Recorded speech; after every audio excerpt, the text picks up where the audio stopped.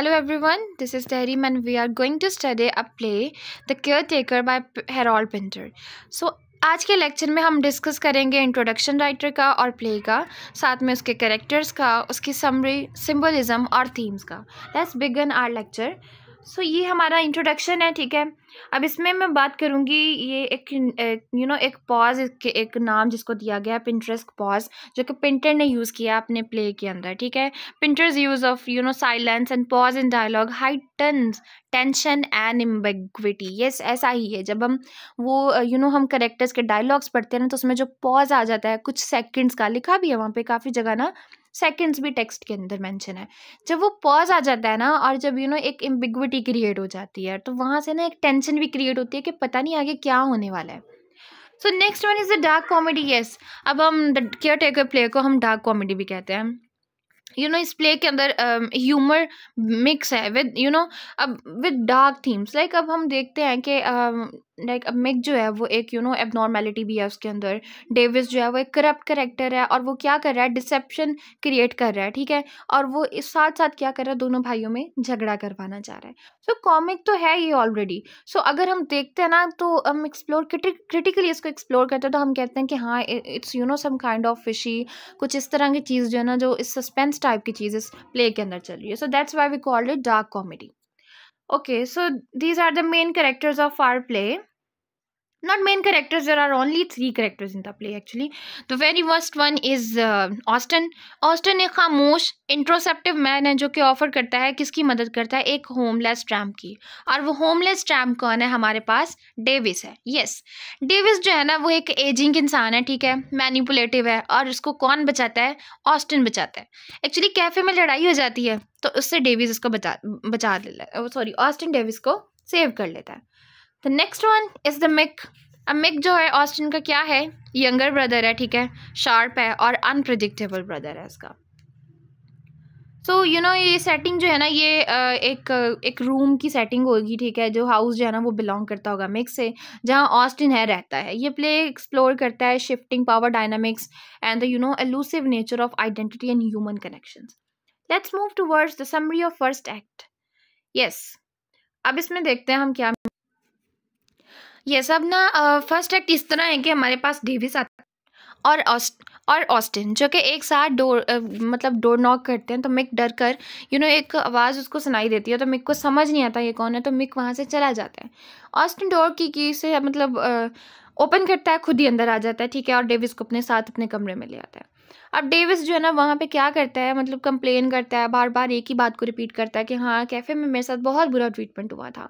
वो जब भी कोई बात करती है, बार बार हमें पता चलती है. और ना हमें एक और चीज़ पता चलती है इस एक्ट में, कि जो डेविस है ना, वो बहुत बड़ा एक रेसिस्ट है. अब वो प्रेजुडिस्ड पर्सन है. क्यों? क्योंकि जब उसे पूछते हैं ना, वो डेविस बताता है कि मुझे वहाँ बैठने की जगह नहीं मिली. किधर? कैफ़े में. ऑस्टिन को बताता है. तो मैं कहता है, पता है क्यों नहीं मिली थी?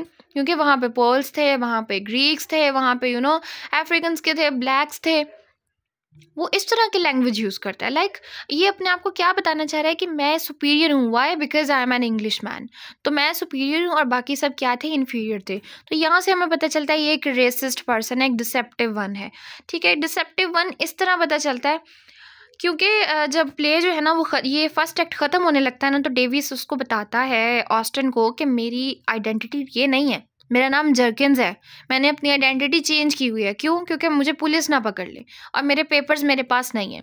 सो जब ये चीज़ हैरोल्ड पिंटर एक करता है ना, तो हम साथ साथ हमें पता लगने लग जाता है कि हाँ, ये जो डेविस है ना, ये कोई करप्ट है, ये इसके अंदर कोई डिसेप्शन वाली चीज़ पाई जा रही है, ये धोखेबाजी कर रहा है. क्योंकि अगर जब उसके घर में ही आता है, तो ये मुसलसल यही पूछता है, ये चीज़ किसकी है, ये चीज़ कहाँ की है. क्वेश्चनिंग थ्रू आउट द वो प्ले करता ही रहता है उससे. और यहाँ पे हम ये भी देखते हैं कि ऑस्टिन जो है ना, वो ज़्यादातर इसकी बातें सुनता है बोलने के बजाय. सो ये फर्स्ट एक्ट की समरी है. सेकंड एक्ट की तरफ अगर हम मूव करते हैं, तो हम देखते हैं अब ना क्या होता है कि मिक कन्फ्रंट करता है डेविस को, और इंटीमेटिंग अब वो क्या करता है, वो कहता है कि मुझे इसके अंदर ना बहुत सी अजीब सी चीज़ें नज़र आई हैं. लाइक वो कहता है कि फर्स्ट ऑफ ऑल तो वो ये कहता है ना कि मैं इसमें इंटरेस्टेड नहीं हूँ. देन उसके बाद ये क्या करता है, इन शो करने लग जाता है. क्यों? क्योंकि डेविस के अंदर ना एक पावर है, कन्विंसिंग पावर है. वो किसी ना किसी इंसान को अपने ऊपर उसको ना कहते हैं ना किसी चीज़ मना लेना, ये इस तरह की पावर है, कन्विंसिंग पावर है इसके अंदर, ठीक है ना। फिर हम देखते हैं डेविस क्या करता है, वो ऑस्टिन और मिक को ना एक दूसरे के खिलाफ करने की कोशिश करता है। ऑस्टिन को और बातें बताता है और मिक को और बातें बताता है, और वो चाहता है कि किसी ना किसी तरह ना ये दोनों भाई आपस में लड़ जाएं और ये जो घर है ना, ये घर मेरे नाम हो जाए और मैं इस घर का एक इसका मालिक बन जाऊँ। तो हमें ना यहाँ पे एक लास्ट में लिखा है टेंशन अराइजेस। टेंशन जो है ना वो अराइज हो जाती है किसके दरमियान में, डेविस और एस्टन के दरमियान में, क्योंकि जो डेविस है ना, डेविस ने दोनों भाइयों को ना इन दोनों के अगेंस्ट अब टोटली कर देता है वो इस एक्ट में, ठीक है ना। अब सबसे ज़्यादा टेंशन तब अराइज होती है जब ऑस्टिन जो है ना वो एक ट्रोमेटिक एक्सपीरियंस अपना इलेक्ट्रोशॉक थेरेपी का उसको डेविस को बता देता है। अब ये जो है ना ये एक नेगेटिव पॉइंट था, लाइक ऑस्टिन ने अपनी कमज़ोरी खुद ही डेविस को बता दी, जिसका वो नेक्स्ट एक्ट में फ़ायदा उठाता है। तो हम नेक्स्ट एक्ट को देखते हैं। अब क्या होता है, अब अब हम देखते हैं कि अब इस एक्ट में डेविस और मिक का रिलेशनशिप जो है ना वो भी ख़राब होने लग जाता है, ठीक है। अब ऑस्टिन जो है ना वो फ्रस्ट्रेट होता है डेविस के बिहेवियर से, और उसको वो इतना तंग आ जाता है, उसको कहता है कि अब तुम घर से बाहर चले जाओ। और डेविस, हम फिर देखते हैं कि डेविस रोना शुरू कर देता है ऊंची ऊंची, और उससे हाथ जोड़ के कहता है कि नहीं, मुझे यहाँ से मत जाने दो। इतनी कोशिश करता है डेविस के किस तरह कन्विंस कर ले, जबकि वो ब्रदर दोनों है ना, ऑस्टिन जो और मिक, उनको अंदाज़ा हो जाता है इसकी हिपोक्रेसी का, लेकिन वो फिर भी इसको घर से वो उसके बाद उसको निकाल देते हैं, इसकी बहुत सारी मिन्नतें सुनने के बाद भी इसको घर से निकाल देते हैं, और वो अब बाहर चला जाता है, ही लेफ्ट पावरलेस। अगर हम सिंबलिज्म की बात करते हैं इस प्ले के अंदर, तो हमें 3 तरह के सिंबलिज्म नजर आएंगे, सिंबल्स नजर आएंगे। That is the one is the room, Davis, papers and Austen's plug. अब ये जो रूम जो है ना ये रिप्रेजेंट करता है एक सेफ लेकिन कन्फाइनिंग स्पेस है वो, ठीक है, जो कि सिंबलाइज करती है कैरेक्टर्स की मेंटल और इमोशनल स्टेट को। नेक्स्ट वन हम देखते हैं वो डेविस के पेपर्स हैं, जो कि सिंबलाइज करते हैं इसकी कस्ट, किस चीज़ की कस्ट, इसकी for a secure identity and acceptance which he never achieves. Yes, the next one is Austen's plug. अब ऑस्टिन की एक फ्यूटाइल अटेम्प्ट है क्या कि वो एक प्लग को फिक्स करना चाह रहा है, लेकिन जो वो प्लग जो है ना वो फिक्स होता नहीं है, जो कि हमें क्या दिखाता है, इसकी स्ट्रगल को दिखाता है to mend his own fractured life. So अब हम नेक्स्ट की बात करते हैं, तो हमारे पास आता है that is the themes of this play. The very first one is power and manipulation. तो अब प्ले के अंदर जिस तरह कांस्टेंट एक डोमिनेंस जो है ना वो शिफ्ट होती रहती है कैरेक्टर्स में, वो हाईलाइट करती है फ्रिगैलिटी ऑफ पावर को, ठीक है ना। अब हम बात अगर नेक्स्ट की बात करते हैं तो हमारे पास आती है आइसोलेशन एंड एलियनेशन। अब ये तीनों कैरेक्टर्स जो है ना ये इमोशनली और फिजिकली आइसोलेटेड हैं सोसाइटी से, क्योंकि हमें सिर्फ प्ले के अंदर ये 3 ही नज़र आते हैं, और ये तीनों क्या हैं, अलोन है, ठीक है, अकेले हैं एक साथ होने के बावजूद भी। The next one is communication and miscommunication.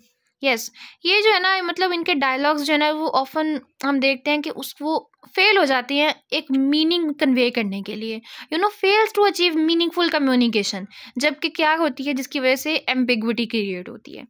The next one is identity and displacement.